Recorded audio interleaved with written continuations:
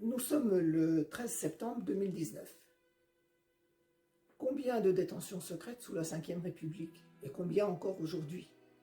Et combien d'enfants de procureurs, de magistrats judiciaires déclarés sous le nom du mari de la mère criminelle?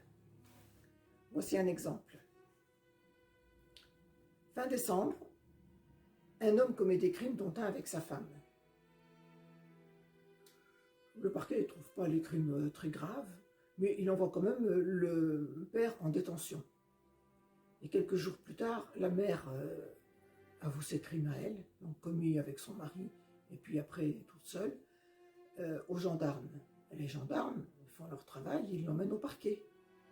Elle est présentée au procureur, sans doute. Le 15 janvier suivant, la mère conçoit un enfant avec le procureur. Ce procureur, c'est un ancien de la magistrature de Pétain,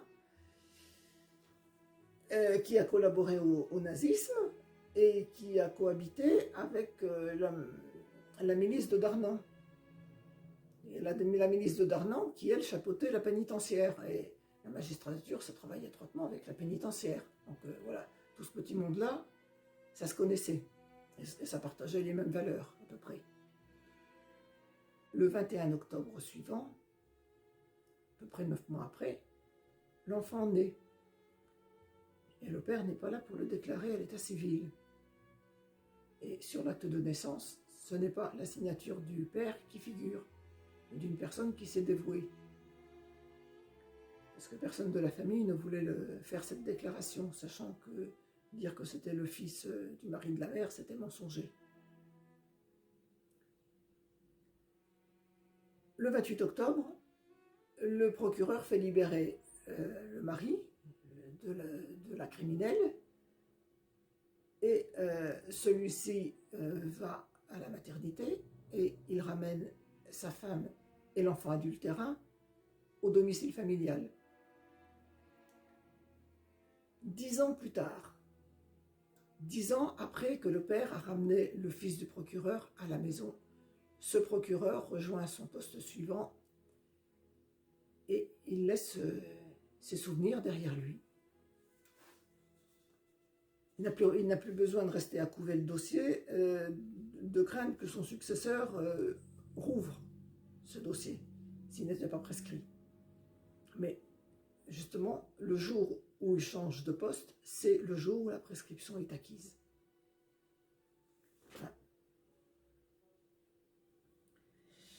Aujourd'hui, après de longues recherches dans les différentes prisons où l'homme criminel aurait pu être détenu, il s'avère qu'il n'y a pas de fiche d'écrou.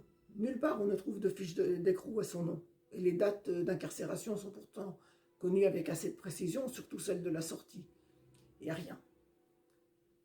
Finalement, ça montre une chose, ça montre que c'était une détention secrète. Pendant la période où le procureur reste à son poste et où la prescription n'est pas acquise, le père ne peut pas contester que l'enfant n'est pas son fils. Sinon, le procureur ressort le dossier, monsieur, vous retournez en prison, on vous juge, vous risquez 25 ans de prison, peut-être la peine de mort, parce que le genre, il y a peut-être eu une personne qui est morte à la suite des crimes de cet homme.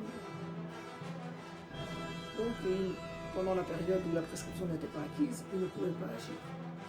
Par contre, honnêtement, une fois la prescription acquise, il pouvait ressortir la fiche d'écrou et puis dire, cet enfant-là, c'est pas moi, je conteste la filiation. Surtout que c'était pas un Saint-Joseph. Mais il n'y avait pas de fiche d'écrou. Donc il n'a pas contesté la filiation. C'est comme ça que ça marchait. C'est comme ça qu'un magistrat judiciaire pouvait coller un bâtard dans une famille de criminels et le père, dans la situation où il était, ne pouvait rien dire.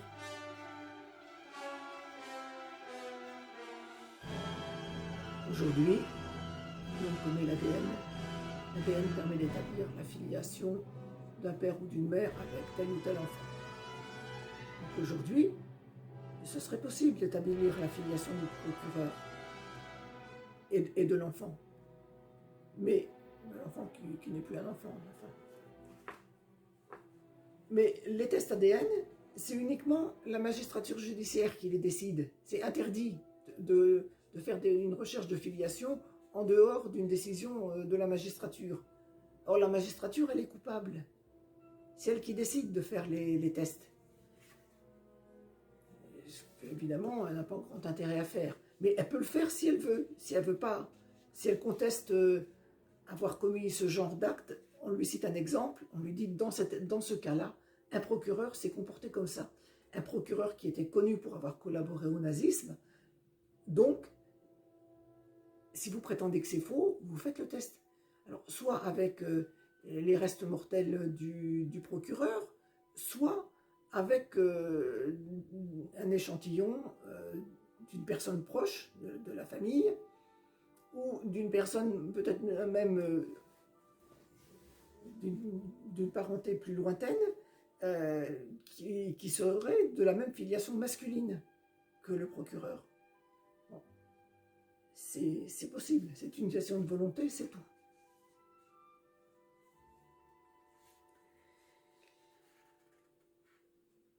Aujourd'hui, c'est au chef de l'État de répondre de ces crimes de l'État, parce que ce sont des crimes de l'État, non seulement d'avoir couvert les agissements de ce procureur en particulier, de l'avoir laissé faire tout ce qu'il voulait, y compris de choisir la date de sa mutation. Et il s'agit de crimes de l'État et même de crimes de la République, parce que c'est le président de la République qui a décidé de garder en fonction les fonctionnaires qui avaient collaboré au nazisme, et entre autres les magistrats.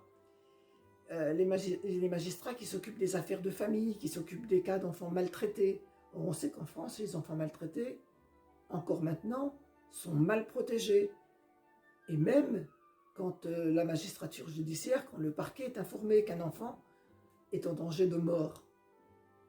Encore maintenant, les enfants maltraités, ils sont à risque de handicap plus tard. Et le handicap, la République qui est toujours collabo, n'en veut pas, en veut le moins possible. Elle ne s'occupe pas des enfants handicapés ou très mal, ils ont beaucoup de mal à être scolarisés, et elle ne s'occupe pas non plus des handicapés qui restent chez eux, des adultes qui doivent parfois chercher une solution d'hébergement, de soins à l'étranger, en Belgique ou ailleurs. Et ça, c'est toujours l'héritage. Le handicap, on n'en veut pas. Dans l'affaire Émile Louis, les magistrats qui refusent d'enquêter alors que le gendarme Jambert signale des cas et désigne le suspect. Il n'y a qu'un suspect.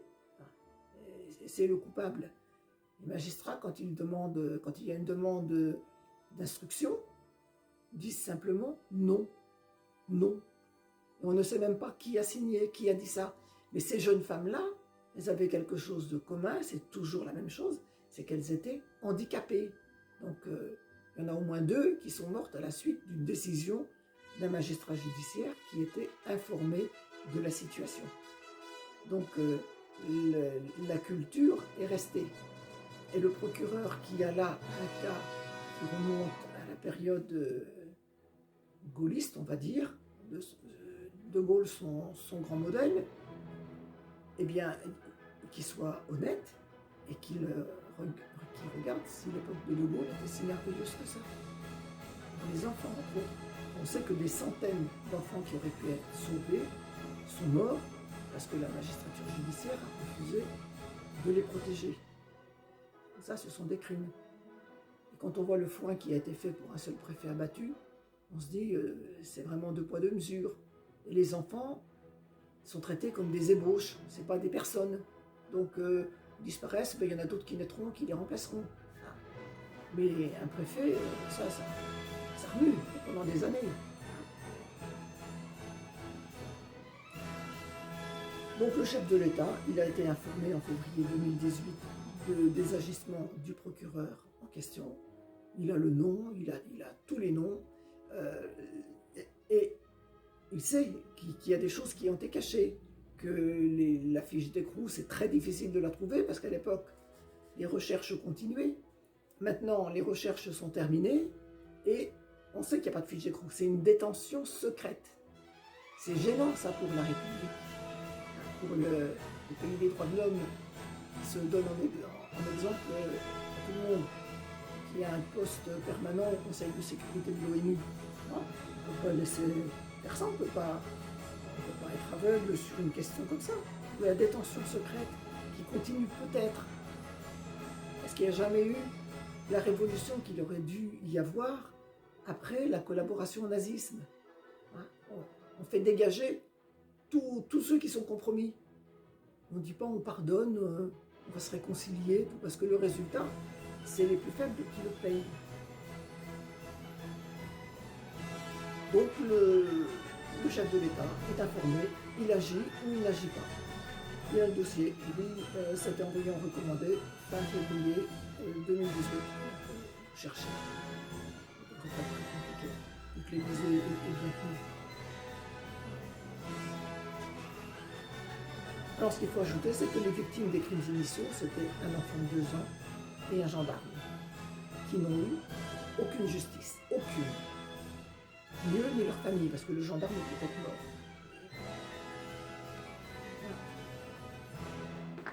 Et comme ça.